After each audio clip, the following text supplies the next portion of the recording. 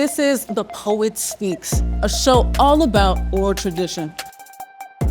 Hip hop and cardboard boxes on the block, reggaeton, bandolero, soy yo, heavy metal, punk rock, and la junior high pop. And what makes poetry so amazing, so incredible, is its absolute fascination and ability to change our lives. The oral tradition, the reason why we speak. This is The Poet Speaks.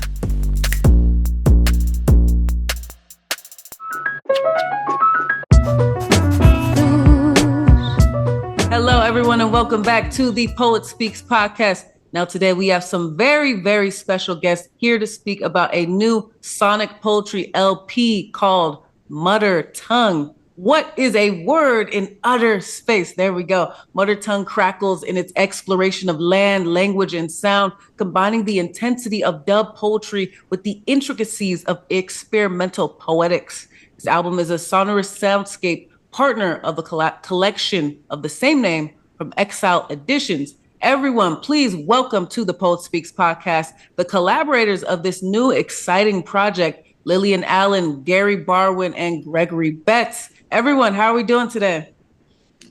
Yeah. Fantastic. Yeah, crackling. Crackling. There you go. Crackling. There you go. Yeah. Absolutely. Experimental at the very least. Yeah. Absolutely. Absolutely. Now, everyone, kind of to begin today, we'll go straight into it. Tell us, and maybe we'll begin with you, Gregory. Muttertongue. Where did you come with the name? The name alone just is a tongue twister, but it really pulls you in. Muttertongue. Tell us, where is the name coming from? It's described as crackling with exploration of land, language, and sound. But what is really the seed of this project, and how did it grow into an LP and a book? Thanks so much. Yeah, the Muttertongue is, we are the Mutterers. And if you listen to the sound track and the LP, you will hear us muttering, but muttering strategically. One of the things that we were touching on in this project is the idea of mother tongue, right? Which is echoed in the idea of mother tongue, but we all have a funny relationship to what would be our ancestral mother tongue being somewhat displaced from that. And so we wanted to evoke the idea of the mother tongue and think through the relationship that we have to language, but show that there's been a little bit of breakage in the lineage that we've inherited. There's something strange about language. There's something really nice in the mutter. The mutter is that part of speech where it's sound and it's language, but it's not quite received as language, right? It's not heard yet, which in some cases is the way that we hear our ancestral tongue when we actually get the chance to hear it. No, it's language, but it's actually more sound than meaning at this point, which is a loss, but it's also something to explore. It's a subject position we're interested in exploring. That's very fascinating. And I want to pass it to you, Gary. Tell me a bit, how does this collaboration come about? All three of you, and we're going to get into a little later, all three of you come from similar but different backgrounds. How did you kind of find yourselves in this same space to make this very experimental poetic album with all the sonic? Tell us, Gary, did y'all know each other? How did we come across this amazingness? Yeah, we've known each other for years and known each other's works. And I think coming together over sort of similar interests. Interested in the avant-garde and some of the kind of paralinguistic stuff that Greg was talking about, the noises of sound poetry and experimentalism, but also the performativity of language. So that was always something. Lillian has done is key in the creation of dub poetry, and so that's highly performative, and turning music into, or turning poetry into, kind of performative, near musical expression. And Greg and I have worked in experimental poetics, making the sounds, making performativity, and so that really we saw there was a lot of interesting overlap, and then combined with the kind of the puzzling through what language means now, what language means in relationship to identity and place and inheritance, and all of that. So, I mean, I think that thinking about language is something that is performative, is embodied. That Tom Waits, I think, when he was inducted into the Songwriters Hall of Fame, said songs are just a really interesting thing to do with air. And I think we were just interested in doing something really interesting with air, in terms of poetry, the kind of filling it with embodied performativity, as I said, and with the kind of range of language that we all think about. So it seemed quite natural to come together. So we met at a studio to record. We recorded the LP first, and so we had some ideas, we had some texts, and we also went in and jammed. And so and it basically went like in a very musical kind of way. I felt like, you read about, I don't know, Miles Davis or John Coltrane, they have a little scrap of paper and said, okay, I think this is going to be the album. Here's some little things. Let's, everybody brings their background and then they make a thing, and which is what we did. Absolutely. No, that sounds like almost the perfect way. People wish they could create that, just finding ways to collaborate in just bringing together these different mediums, and just, the fact that y'all have such backgrounds together, but you have respect for what each and every person does, really makes such an amazing collaboration. Now, this brings together what I found interesting: dub poetry, experimental poetics, and sonic experimentation. So that already is bringing in all different parts of my senses into one, right? So, and Lillian, we'll start with you here. How did your practice and how did each of your practices really intersect and influence one another during the makings of this work? Seeing you're all coming from different modalities, different mediums, but also very much the same medium. How did that kind of intersect and influence y'all to make this work? And what were maybe some of the clashes that y'all had as you're creating this together? Lillian, we can start with you. Yeah, well, we are kind of boundary bouncing and boundary breaking in terms of each of our practice or range of practice. And we've sort of worked with language in a way that is liberating. Language being, the most malleable art tool that we could, utilize, and it's also free. So coming together, we each bring what we had in terms of evolving from our practices.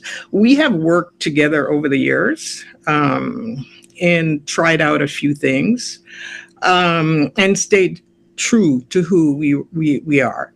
So what happens is then we create this collective pool of creativity and artistic work that we kind of, play in. If you listen to the album, you see that play is underscored. And as Greg talked about, going from the ancestral, echoings and sounds, it's there in the air. What happens before language itself? How does it get set? We have this agreement, and it's set, as McLuhan would say.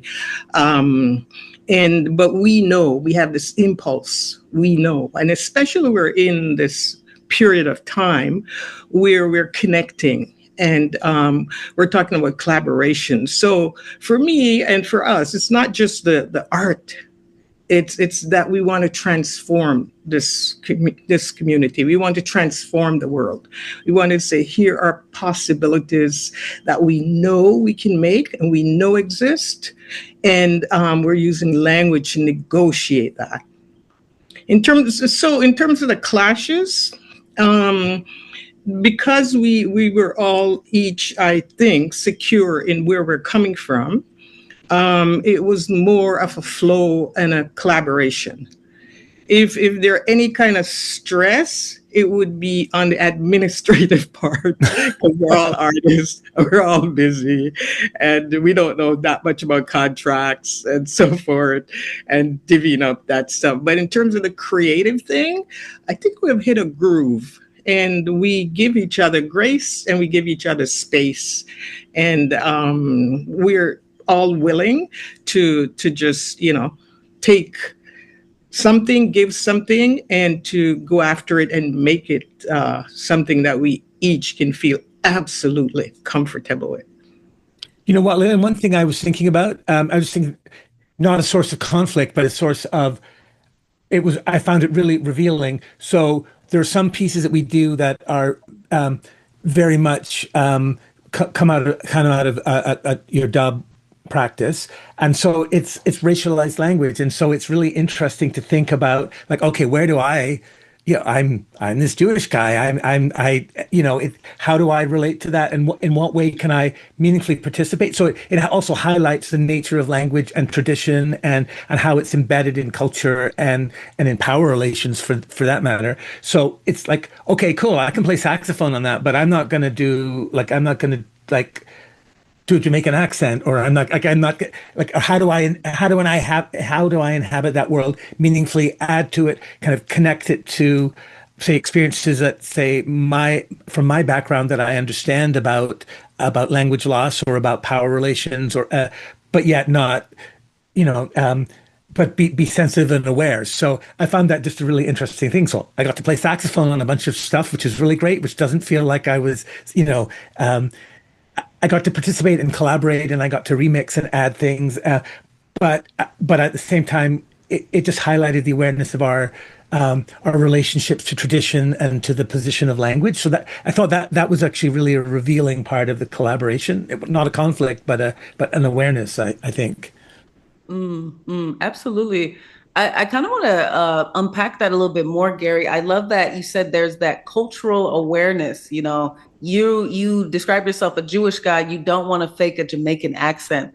Tell us, and anyone can kind of poke in here. Tell us more about how important that was for you. Collaborations happen, hybridity happens with music, with genres and language all the time since the beginning of time, since people have traversed went across the world. Tell us how important that was, that cultural sensitivity. And we can start with anyone. How important was that, knowing that dynamic? And like you said, Gary, that power relationship and those power dynamics for creating a work like this, how important was that for you all to keep that at at somewhat of the forefront of your mind, being able to still be respectful and graceful as you're creating this work? Well, I just want to off the bat to say, that wasn't going to happen in the negative with people I work with and know. And, Gary and Greg, who have worked before, and they've worked in community, they're allies, collaborators, and they understand those dynamics and they pay attention to it. And when things have come up in other contexts, we have just dealt with it. So I'll let Greg and Gary take away from that. But in terms of, what I stand for and the work I do, these are highly selected individuals that I work with. And if there are mistakes, we'll deal with it. And it's right. They pay very good attention. And when I have to bring anything up or deal with it, it's well received and dealt with. So yeah, you're looking at, not just something thrown together, creatively in a way, but you're looking at what underscores the creativity. And you can get a sense of transformation and open insistence of kind of newness and a kind of futuristic look just from the vibrations of the piece. So that's from the artists and their stance. For sure. One thing that I think I really love that, Lillian. I thought that was very well said. The thing about this group of us is that we've formed in live environments, often on stage, and improvising together. It demands a certain kind of attention to each other. Taking room, but making room while you're taking room. So you have to be able to listen while you're making sounds. And that kind of interaction, it creates it creates a really kind of intense moment of meeting. And one of the things that I've really loved about this project is actually being able to meet Gary and Lillian in these open environments where they bring themselves. They're not trying to shut anything down about who they are and the backgrounds and where they come from, but we're actually letting those histories, our personal histories, our ancestral histories, come to the fore and meet together in a place of mutual wonderment and play, as Lillian said earlier. It's really remarkable to do that, and then to do that in front of an audience too, right? On stage, live, is really exciting. I also just think about. Sorry, Lillian, I let you go ahead. No, I'm just saying that, I open up the space, for example, with Oren Isaac, who is one of the leading Canadian producers and so on. And, that is very special space and very privileged. So they've earned that. Gary and Greg, that space isn't open. This is kitchen and homey culture. So that studio was amazing. That was an amazing experience. I want you to see some of that. This is not just about production or getting the thing. This is about building community. This is allyship. This is about transforming the world. And as Gary says, paying attention to see how do we do that in respectful ways, in being conscious of where we are in terms of the power dynamics. Because otherwise, that's where you have the conflicts and you can't go any further, or the response to the mistakes are dreadful. So we're in a good spot. So we have done that kind of work among ourselves informally, to be able to get to the spaces we are and to produce that kind of work that we produced.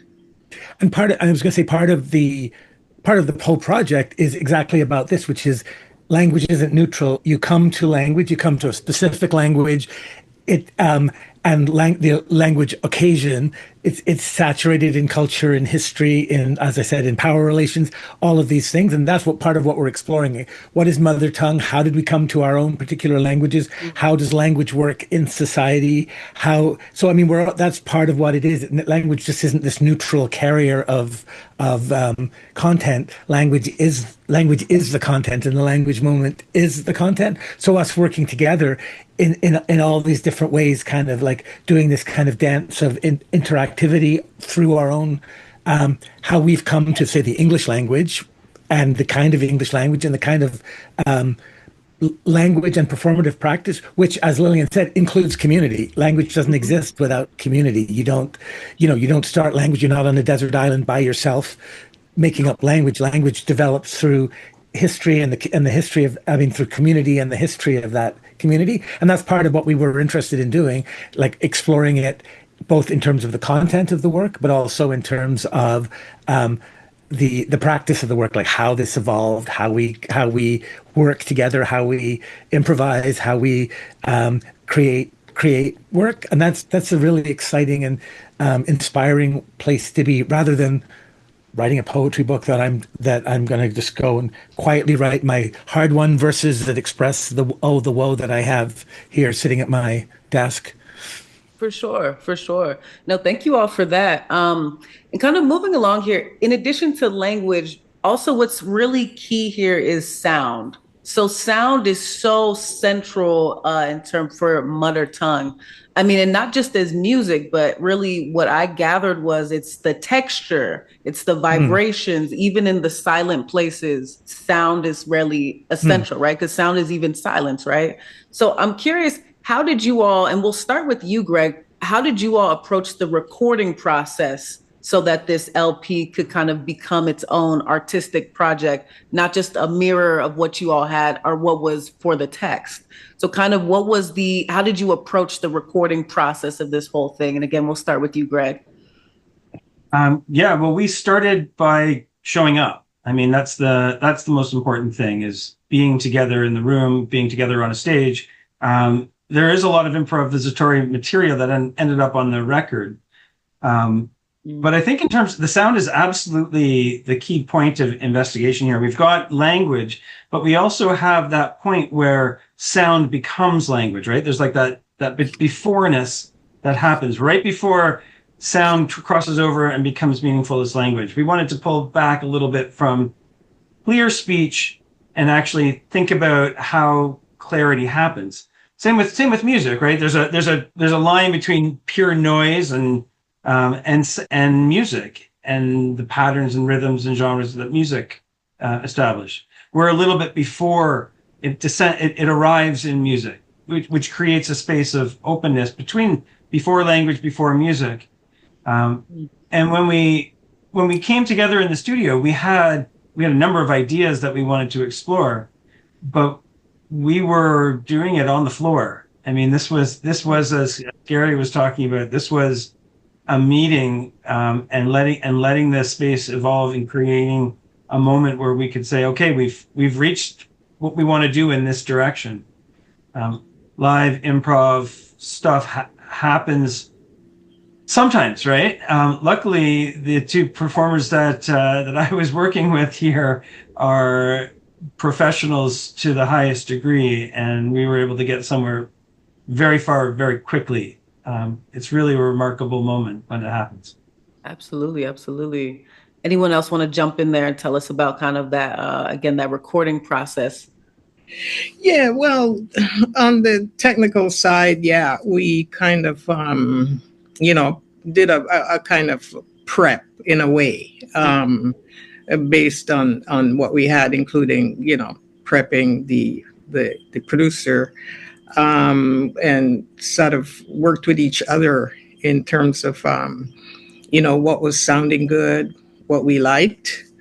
After that process, I sat with Oren and created the piece, the string of the LP, and then went out to Greg and Gary, and a lot of the ideas we had didn't quite make it to in terms of the mixing and so forth.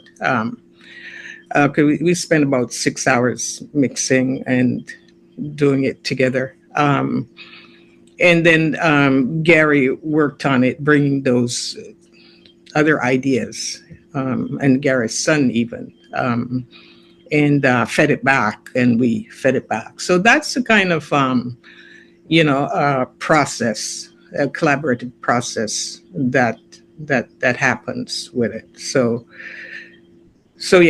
that's in the technical aspect of it. Where do you go from here to there? So if people are listening, they don't think you just jump in a studio and, that happens. There is a laid out that we are accustomed to.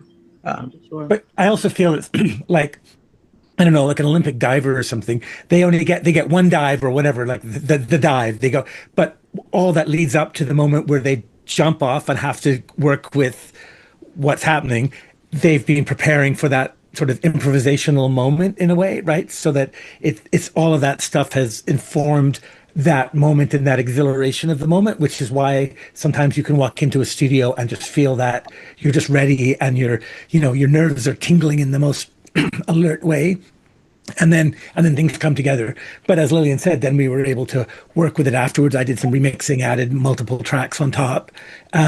Lillian worked with Oren to add some awesome, he's an astounding producer, bass player, and he added some just really amazing tracks to it too. Amazing bass lines and things. So it's this kind of lovely mix of improvising, really feeling the moment, but also then being able to then shape it a little bit afterwards. So it was, it was that's a kind of an exciting process. Many different modalities of improvising or of putting it together. Yeah. We actually basically, after the improvisation, you basically have to create the pieces and the lengths. And that's what Oren and I sat down and did for like 6 hours. Wow. Or we sent the whole stuff to you guys that later got worked on. Absolutely. And it sounds like it was such a long, drawn out, stringed out process of just very meticulous step by step. And before we kind of move on to the next part, I think as someone that also does music too, there's such a I guess there's such a part of what we do that's the creative aspect that is it's what you live for. But I almost want to say probably 20% is the creative aspect, the other 80% is the business side of things at times.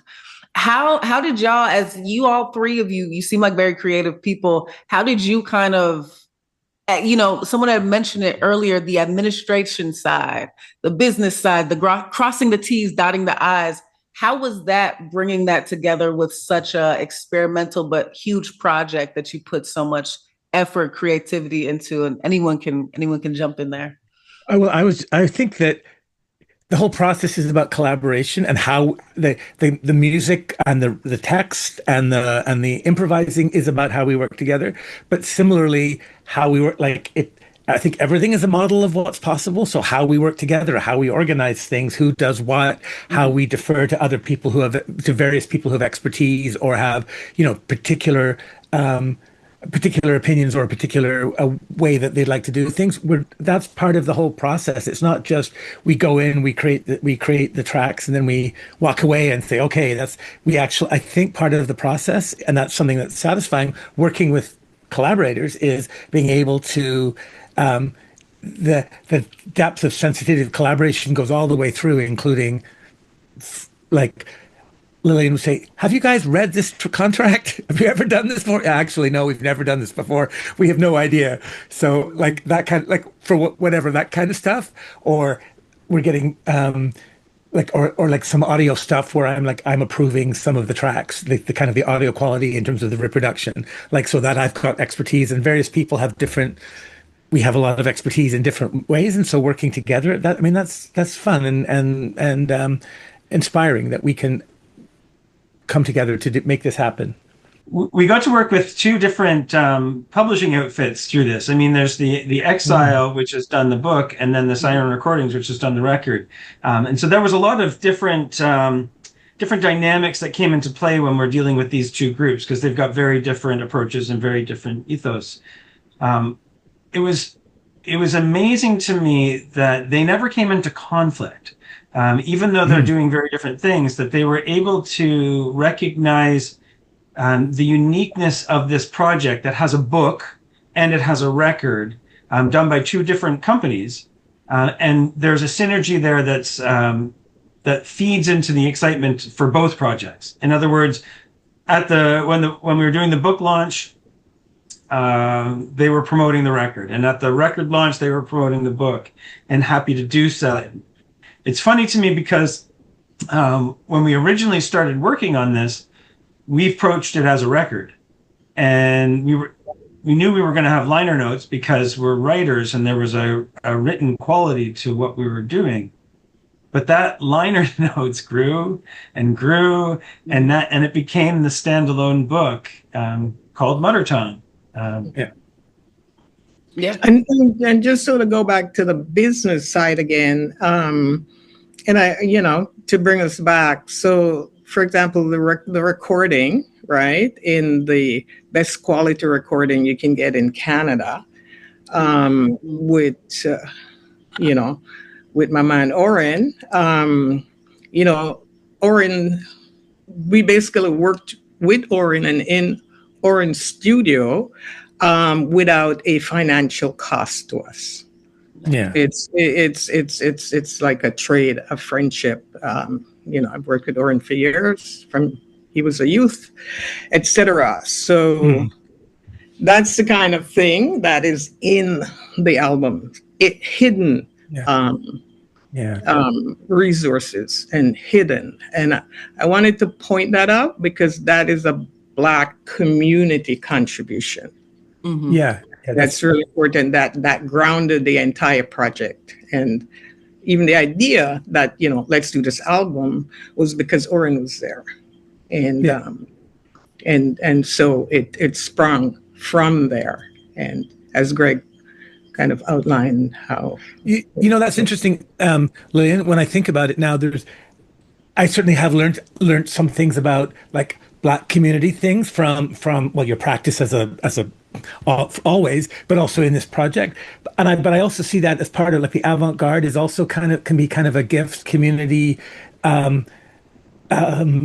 space where the reason things are possible are because people are generous and are part of a community, and that is something actually I hadn't ever thought of that till you were speaking about that it wouldn't have been that many things are not possible except that people want to make them so and support their own community so absolutely I see, and it's a tremendous gift that Oren, who is a major producer, was able to gift his studio and his expertise, but I just see a lot of this isn't like a profoundly not capitalistic project. So we'll sell tens of millions of copies. Just look out, Taylor Swift. But just in terms of the spirit of it, I mean, in terms of how we contribute and work in community and to support it in those ways. Absolutely, absolutely. No, such a beautiful, beautiful statement to be able to witness that is such an amazing thing. So Lillian, as poet laureate of Toronto and a pioneer of dub poetry, tell me, how do you see Muttertongue continuing or breaking open maybe the traditions of spoken and sonic poetics?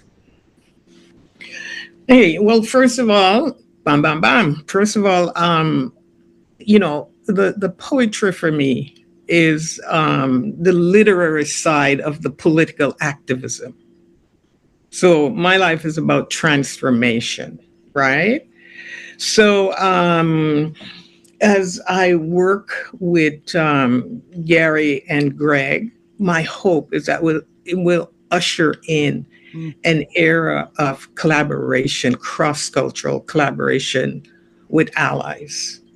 And that because when my first album came out, Revolutionary Tea Party, if you look, it was a collaborative thing. And before that, there's none, or maybe one or two people collaborating in the music environment. But after that, people started to collaborate and work together and record together. And this is actually my hope. I haven't spoken to Gary and Greg about it, but that's my hope, that it will open up that era where people can start now working across cultural lines, working, as I say, with allies, or trying it out, risking it when it feels safe to do that. I forget your question. Oh, where it will go. So asserting that possibility and showing that that's possible. I've gotten so much good reaction from this book. I pass it on to students and they stop me all the time, both from the conversation, the trialogue, and they haven't even yet listened to the recording. So I think they're going to be blown when they get to the recording. So, it cleared a new space. I had some of the older Canadian poets, because, we're kind of the sage and Canadian poets who came to our launch.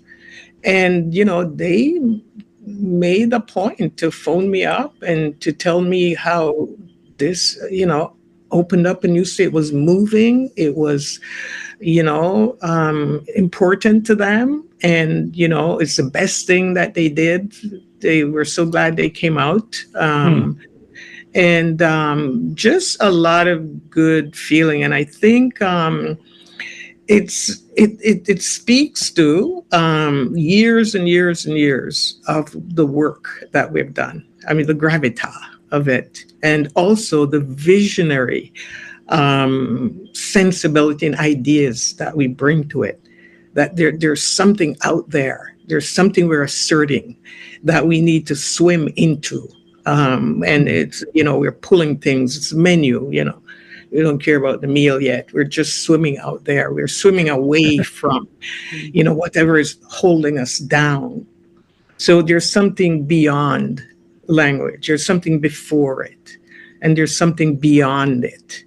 And we're saying, we have disagreement in society, what language is and what different registers and what it means. And we're saying, that's all tied to social status and educational background and cultures. And we want to break that up, break that up as part of how we want to transform the world. As Gary was saying, how we want to open up the space for us to meet. We are rebels. And basically, but we're rebels in our own ways going on. And major transformation don't happen, societal transformation in just one community. There is a space where the collaboration happens. And this is a kind of creative space I'm trying to create. And I think, this is a space, and we're just working with it. And where it will go, we're creative people, so we have faith that language or voices can open up these spaces and do it in a beautiful way that embraces a lot of great things. Absolutely, absolutely. Thank you so much for that, Lillian. Now, Gary, you've written across genres from novels to multimedia art. Now, tell us, how does your background in music and your sense of just play and language, how does that feed into a project like this? One of the things that I think that I get from, one of the things I get from music is exactly this kind of collaborative improvisational thing. I mean, that's something that you make music with other people. You work in various kinds of groups in creating the music, in performing it, in recording it, in all of that. So that's definitely something, and in multimedia work as well. I also think in terms of music, thinking about the kind of the embodied tactility, like you make a note, you make a sound on an instrument, and then the next sound relates to, it's how that the tangible physicality, palpability of that sound, it suggests the next one, and so you go on. And I feel I bring that to writing, and to this project was very much about that, just really feeling the vibe, the physicality of each thing, and then as it goes on, whether or not it conforms to standard grammar or standard harmony or whatever, one thing leads to another just by really being informed. You practice a lot, you think about things a lot, but it's also but at the moment of creating the sound, you then follow it in a really embodied and kind of tactile way. And so similarly, I mean, I think I go about writing all my writing like that, whether I'm writing a novel or whether I'm doing like an experimental video. I'm really thinking about like at each space I'm looking at, I can go in any direction, which direction feels the most energetic, the most alive. And then I go there, and that felt like we were very thoughtful and careful about this project, but we also were open to going in any direction that felt right to all of us. And I love that sense of like just exploration, right? We didn't say this is what this thing is going to be. We didn't start out with that. We said what could happen when we work together and pay close attention and really feel the vibe, right? Absolutely, absolutely. Thank you so much for that, Gary. And now, Gregory, your work often pushes into experimental and avant-garde spaces. Now, how did you bring that type of sensibility into, really into conversation with the more dub and more lyric traditions here?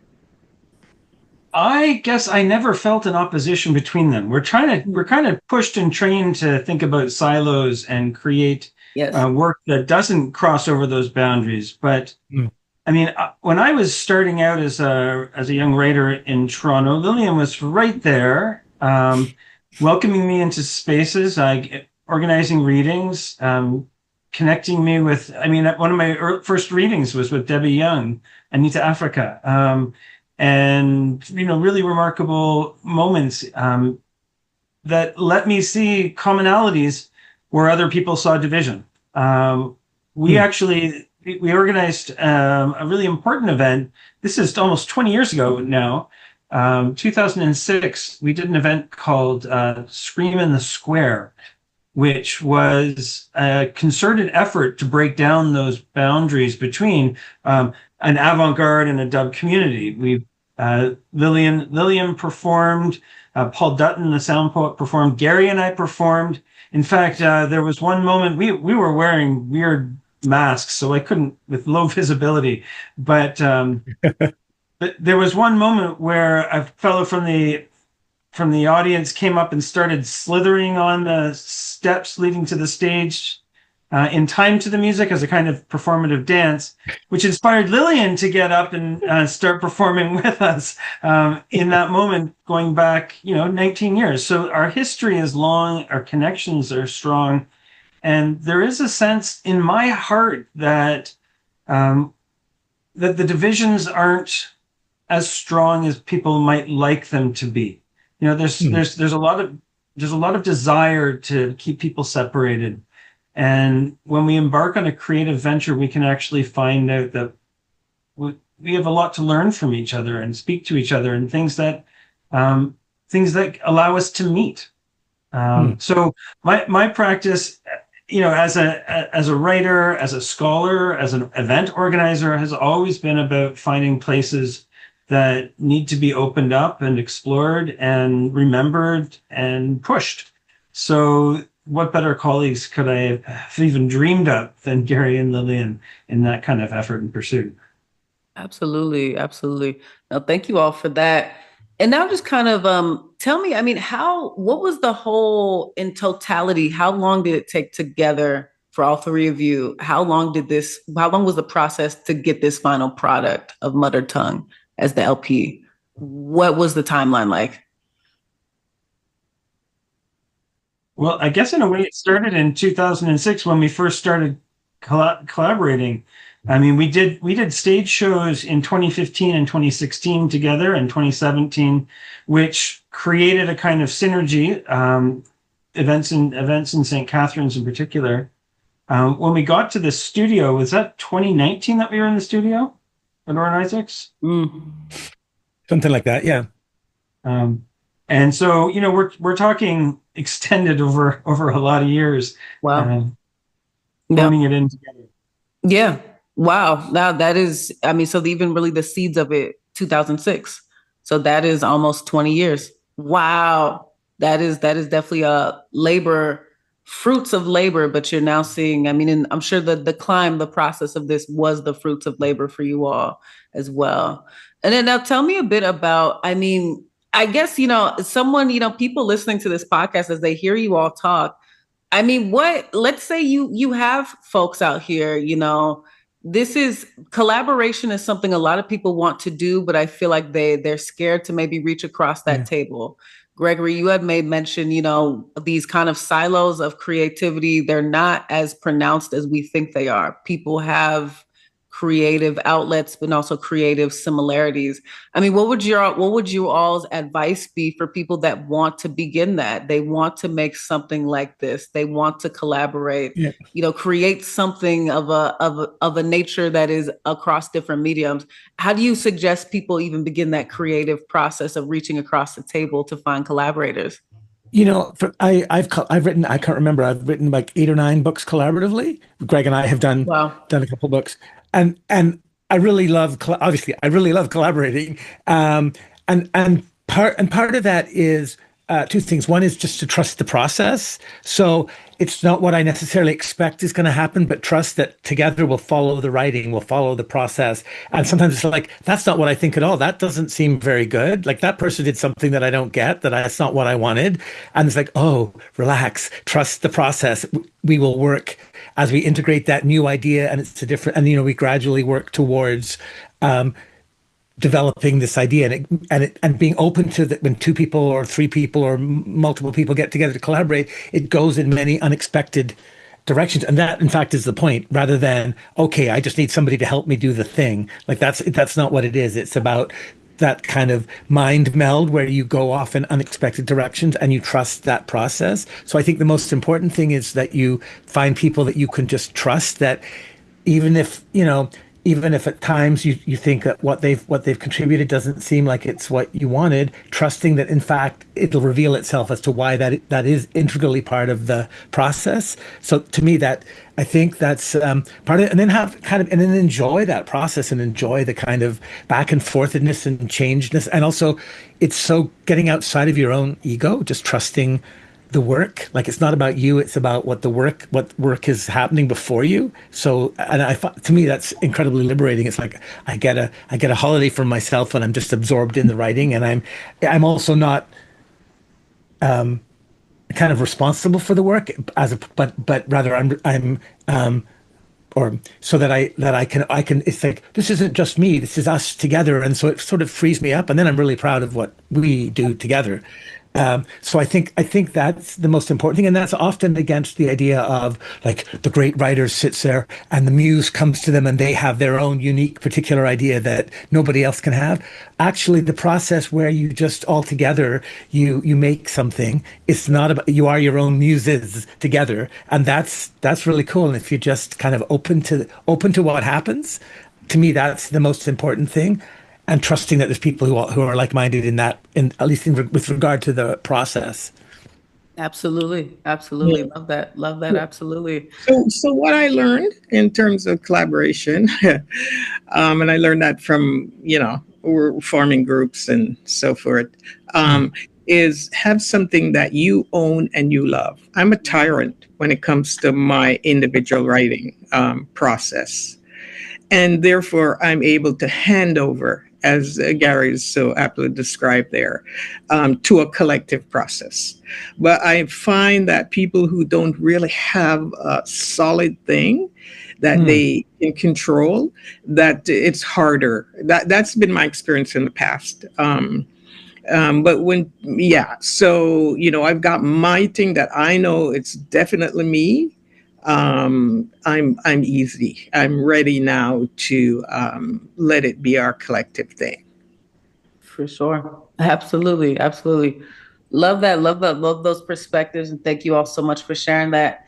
As we're kind of wrapping up here, I mean, we want more people to listen to this sonic poetry, but I guess, how would you recommend they enter Muttertongue? I mean, is it a headphone experience, a performance, meditation of the senses, or something else entirely? How do you all, as the creators of it, how do you suggest and recommend people really enter into this experience of poeticness? Can we improvise that answer? Of course. Greg and Laurie? Can we just and then just pick it up from there? How do we enter? Come listen, right? Let's do something that will, so people can, feel hear what it is. Yeah. And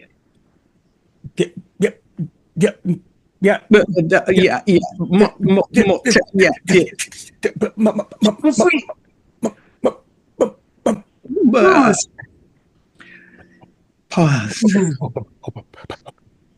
Do you hear me? Yeah. Well. تسكن كمان كونية كونية ما كان يسكن لا بقول لي بكذا. Yeah. Oh. Did you what?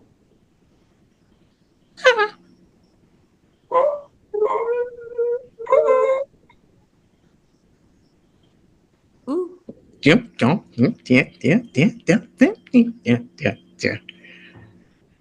I forgot. Oh.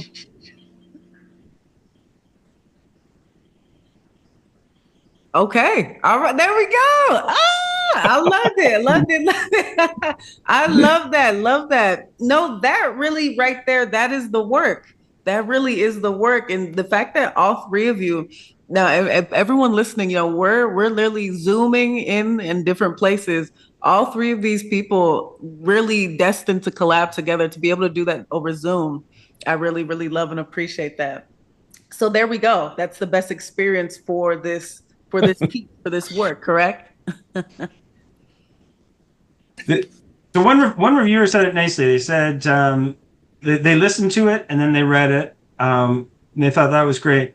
I think what you have to do is you have to come out to a show, listen to it, read the book, talk to us, and then the best experience that you can get out of this record is if you make your own record, in response. Wow. Or just walk around the house being, Making the sounds. Make the sound in your own. Yeah, let language flow. Yeah. A variety of ways. All right. We love it. We love it. And really, we appreciate y'all really bringing your best selves to this podcast today. Now, we have one final question we ask everyone that is on the Poet Speaks podcast. And we'll start with you, Lillian. Then we'll go Gary, then Gregory. Why do you need to get your words out?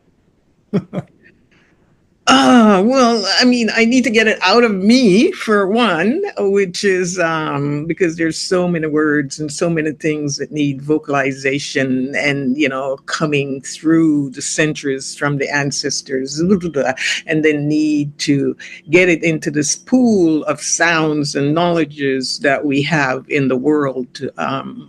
My words are embodied. I was validated by listening to reading books and poetry. I was inspired. I was enthused. I found community. I found deep pleasure, and much more. And I hope to. That's what I want to do. I want to get the word out. People love words. They love stories. They love poetry. They love performances, and that's what we're about: relationality, connections, building community, feeling great, and that our lives are essentially really meaningful and important. So, yeah, that's me. I love the idea about relationality. I was trying to think about, because it's a really profound question, and in a way, I have 100 answers and I have no answers to the question. I mean, why do I look at things? Why do I listen to things? They're there, and I can't. So words and making stuff up, being creative. That's just part of what it is to interact in the world and to be in and to receive the world is to speak to it and speak to other people. So that whole relationality, beingness, and responding to the world and to kind of also sort of surf the flow of words. They're just there. They're kind of bursting out. So to follow through that's what it feels like. I am just part of that. It's not even it just is part of my basic modality of being in the world, I guess. Absolutely. You get excited. I mean, I have these moments where I'm reading things, I'm discovering things, I'm finding things that's just really rich, beautiful thinking, and often that's not my own. That's just things that I found in the world, but it draws me, it pulls me in, and it brings stuff out of me. As a result, I get deeply inspired by the work of other people, and I love engaging with it. And I feel just compelled and drawn to share in the excitement of that beautiful thinking. And maybe I make my own contributions in some small way, but it's really about participating in the sharing of the edge that we've found in the worlds that we've uncovered. Yeah. Perfect. Absolutely. All right, y'all. That's it. That's why they need to get their words out. And again, everyone, please go check out Muttertongue. Quickly before we end, Lillian, Gary, Gregory, please do tell us where we can find your work, where we can find any social media websites, as well as where folks can find Muttertongue, the LP. If we can start with Lillian, then we go Gary, Gregory. Please drop any socials, websites, any places we can find more of your amazing work. LillianAllen.ca, Lillian Allen Dub, social media, Google search. It should be all over the internet, bookstores. Yeah. So on Muttertongue specifically is it's on Bandcamp. If you just look up Muttertongue, you'll find it. It's on Spotify and Apple and a bunch of streaming places. It's put out by Siren Records, so you can go to their website. There's going to the actual LP is going to be is pressed by them, but the digital files are on streaming. The book is put out by Exile Editions, so you can look Muttertongue Exile Editions, and that's in bookstores. But you can also go to their website. And you can search for my specific things, you can just search my name, and I'm just a mess all over the internet. There we go. Thanks very much. Absolutely. And I'm on Facebook. I'm still on Facebook. I'm also on Blue Sky, but my email is gbets@brocku.ca. Send me an email. Let's chat. Happy to meet with people. And we come to classrooms. We do so. The easiest way to find us is to bring us, and Yeah, that's right. we'll be there. Perfect. All right. Well, again, a big thank you, Lillian, Gary, Gregory, everyone. Links for Muttertongue will be down below, details description box below. Again, thank you, all three of you, for displaying your amazing work and just being great. We really appreciate this interview today. Thanks so much. It's been so great to participate. Absolutely. Absolutely. And everyone, again, check out the Poet Speaks podcast. No matter where you listen to your podcast, we are literally streaming everywhere. All right. Bye, everyone.